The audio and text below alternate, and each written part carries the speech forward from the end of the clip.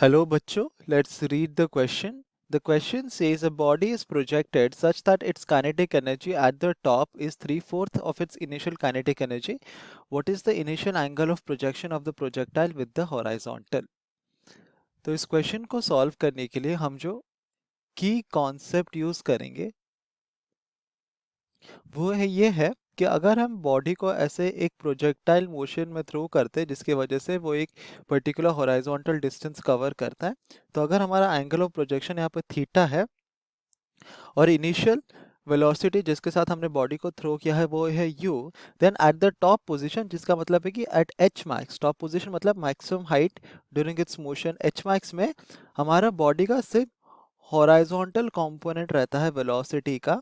तो हम यहाँ पे लिख सकते हैं कि हॉरिजॉन्टल कंपोनेंट सिर्फ एग्जिस्ट करता है वेलोसिटी का, जो वर्टिकल कंपोनेंट होता है वो हमारा जीरो हो जाता है, क्योंकि आफ्टर द हाईएस्ट पॉइंट उसके बाद उसका और कोई नेट वर्टिकल डायरेक्शन में मोशन नहीं होता, ऊपर की तरफ नीचे की तरफ वो मूव करता है, तो सिर्फ उसका एक हॉरिजॉन्टल डिस्प्लेसमेंट होता है।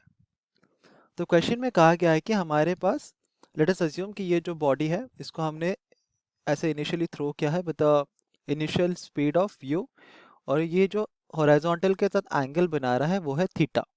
ठीक है, तो जो इनिशियल काइनेटिक एनर्जी होगा तो यहाँ पर लिख सकते हैं काइनेटिक एनर्जी इनिशियल, ये हो जाएगा इक्वल टू 1/2, अगर हम एज्यूम करें कि mass of the body small m तो ये हो जाएगा मल्टीप्लाइड बाई यू स्क्वायर।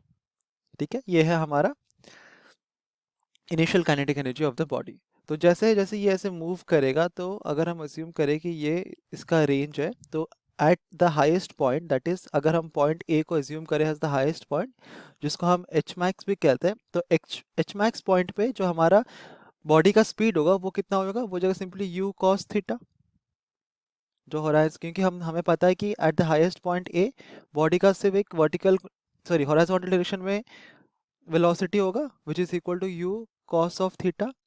तो हम कह सकते हैं कि जो फाइनल काइनेटिक एनर्जी है, जो कि है हमारा kinetic energy at the top, ये कितना हो जाएगा 1/2 मास यू कॉस थीटा का होल स्क्वायर। अभी क्वेश्चन के हिसाब से हमें कहा गया है कि जो काइनेटिक एनर्जी है एट द टॉप वो है इनिशियल काइनेटिक एनर्जी का 3/4।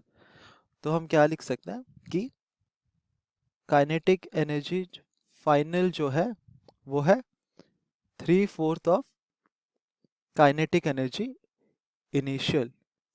तो इसको हम लिख सकते हैं as 1/2 m u square cos square theta is equal to 3/4 1/2 m u square.